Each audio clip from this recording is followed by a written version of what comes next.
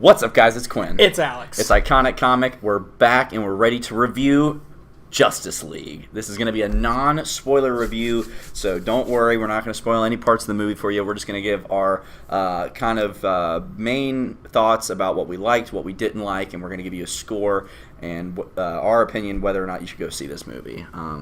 Sneak peek, I think you should. So right off the bat, I've seen this twice. Still only once, right? Yeah. So I want to get, since you've had time to really soak, I want to get your thoughts. Like, let's start with what we liked. Okay, the well, positives.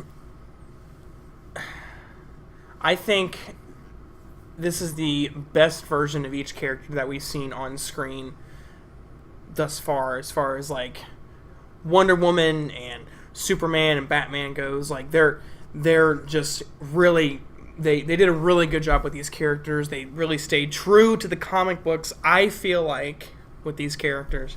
I thought it was going to be an issue with the directors. You know how Zack Snyder went through his issue. Like, this is going to be a Zack Snyder. Oh, that's a Zack Snyder scene, and that's a Joss Whedon I thought scene. it would be an issue, and it was like you said. You could tell which ones were the Zack Snyder scenes, which ones.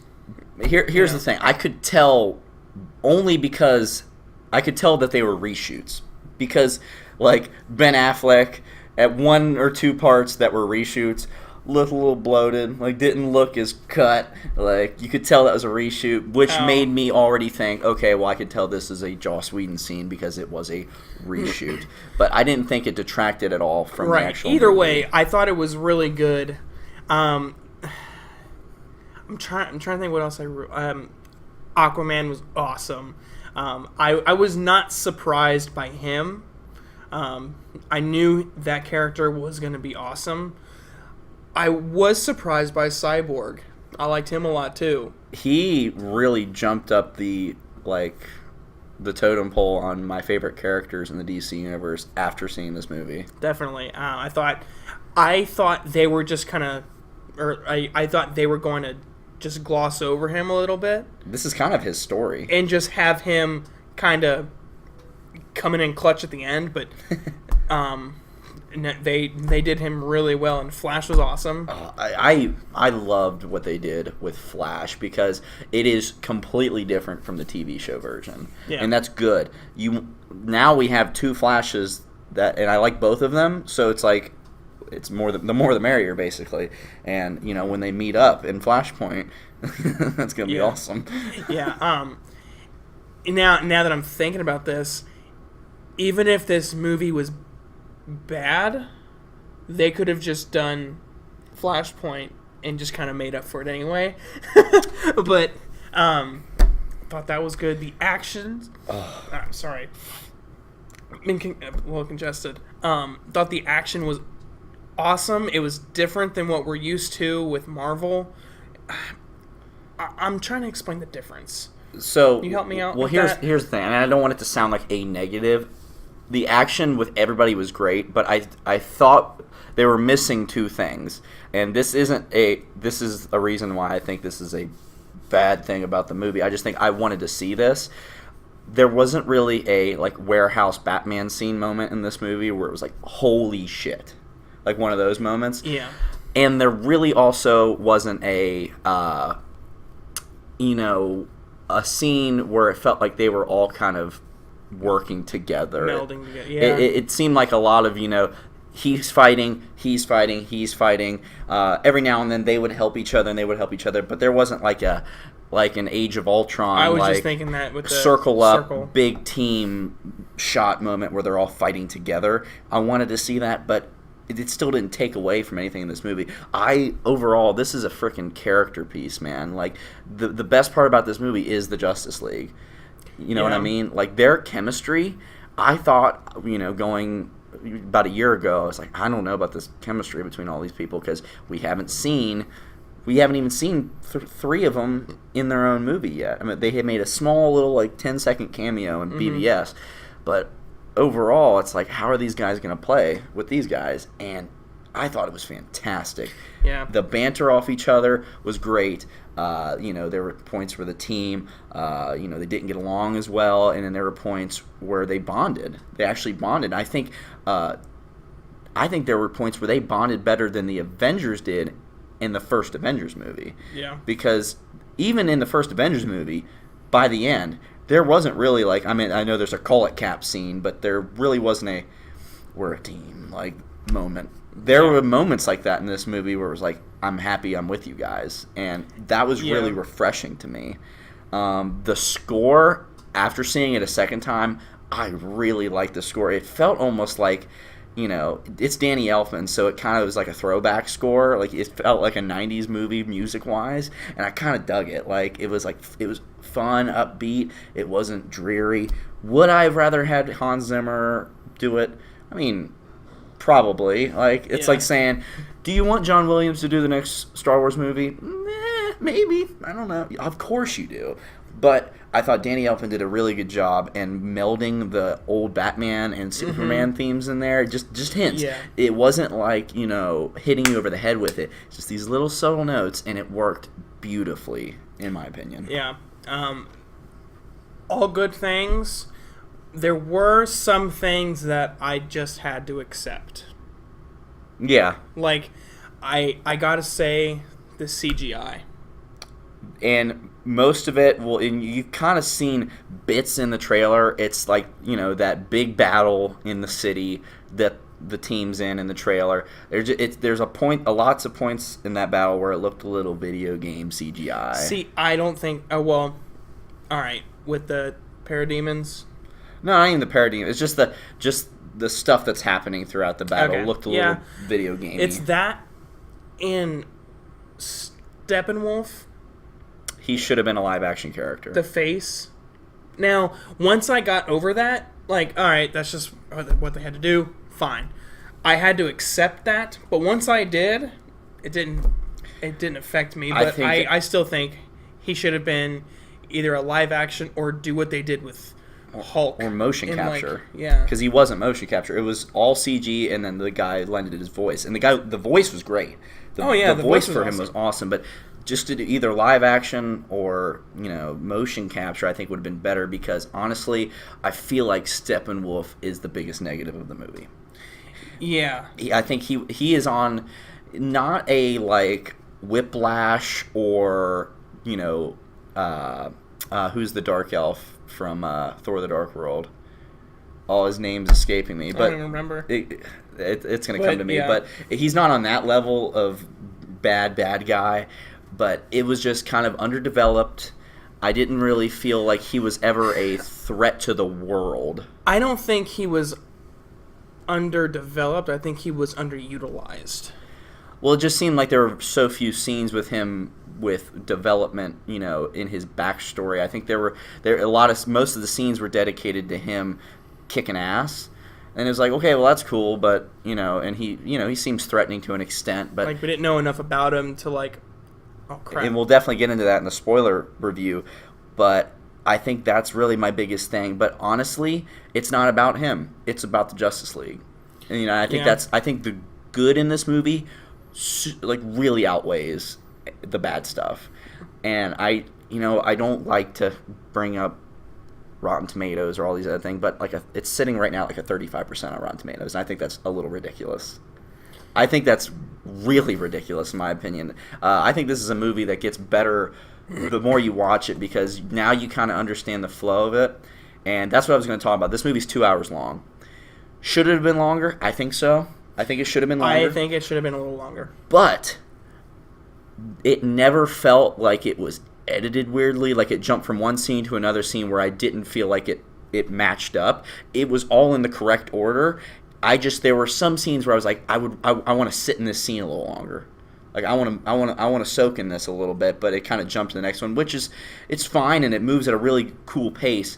But it never was like the Batman vs. Superman theatrical cut where it jumped from one thing to something completely random the next, and it was really out of order. It never felt like that. Now that you say that, I'm thinking about just yeah. And I think with Cyborg that you touched on, I think what happened in this movie with Cyborg is the same thing that happened with Hulk in Avengers. I want to see Cyborg in a movie now. Oh yeah. Like I don't know if I want a full Cyborg movie yet. You're gonna need to sell me a little bit more on that. But like, I would love to see, and I think they were talking about it, Cyborg in the Flash's movie, like those two working That'd together. be cool. Because they kind of, you'll see they built a little relationship, and I think it was one of the better parts of the movie was their kind of back and forth. But I would love to see him in the Flash movie working off of Barry. You know what I would have liked to see more with Cyborg is the human part of his face. I wish that would have been more believable. Like on screen, I felt like that was almost a CGI too. Well, that was the only real part, was the human part. I know. That's what I'm saying. I know the cyborg part, like the robot part, is CGI, but I felt like it didn't match up quite right. I will say, I think With the movement Cyborg overall looked way better than I thought he would on he looked screen. cool. Like some of the trailers, I was like, CGI don't look too good on Cyborg. But I thought, honestly, of all the CGI in this movie, I think that was the most believable. Especially there's some scenes you've seen in the trailer where he's in the hoodie. Oh yeah. I feel like that was some of the best, was that stuff. You know, just real quick going down the line here. Ben Affleck's awesome as Batman again. The Gal Gadot is a scene stealer. What? Nothing. She's a scene stealer. I think Ezra Miller is killer as the Flash. I wanted more from Aquaman. I thought that we were gonna get more based off the trailers. He was probably the least shown member of the League overall in the movie, other than bum, bum, bum, bum, you know, that guy. Because you know, he may or may not have came back in this movie. We don't know. It's a part of the movie. Like they never showed him in a trailer, did they? Did they? Quinn. Well, okay, we're not getting into that. I already said his name. Touche. Whatever. Every actor in this movie, I didn't feel at any moment they weren't their character. I thought they played everything beautifully. The last negative I'll say is the humor was really, really good, except for like two jokes where I sat back and it was cringy. I was like, what? What is going on? And we'll talk about that in the spoiler section. But overall, I'm very pleased with this. So your final overall thoughts? Like your overall? I can't give it a higher score than I did Thor. I wasn't gonna give it a higher score. I'm just saying. It was almost there, but there were a few things that kind of pulled it down a little bit, and I'll get into it more later in the spoiler review. Yeah. What did we give Thor? What was it? We gave 9 9s. to Thor. I'm giving Justice League an 8 out of 10. Upon first viewing, after first viewing, I was going to give it a 7.75 out of 10. Seeing it again bumped it up a quarter point because I just thought, like I said, I knew where things were going a little more, so I was like, man, I love the way this is flowing. Well, just because you knew that, like, you knew where it was going, but your first viewing, you didn't know where it was going. No. So isn't it the movie's responsibility to kind of get it on the first go? I love this movie. I'm giving it 8 out of 10. You're not going to tell me what I'm going to give it. I'm not telling you. 8 out of 10. 8 out of 10. I'm going to give it a 7.5.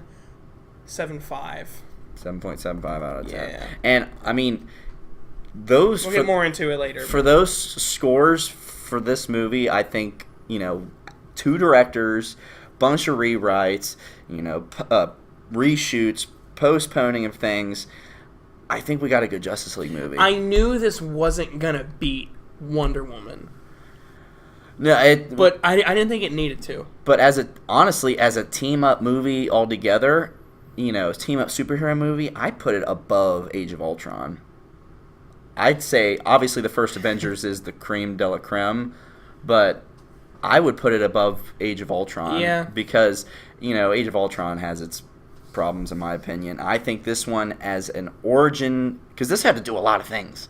This had to introduce characters. Like 3 characters. Yeah. And foreshadow like a son of a bitch. And I know we're going to probably get an extended edition. I bet you it's going to be amazing and way better. And I think after this, Warner Brothers is finally going to be like, maybe we should just, like, I don't know, put out the whole movie? Maybe? It's like, it was only 2 hours long.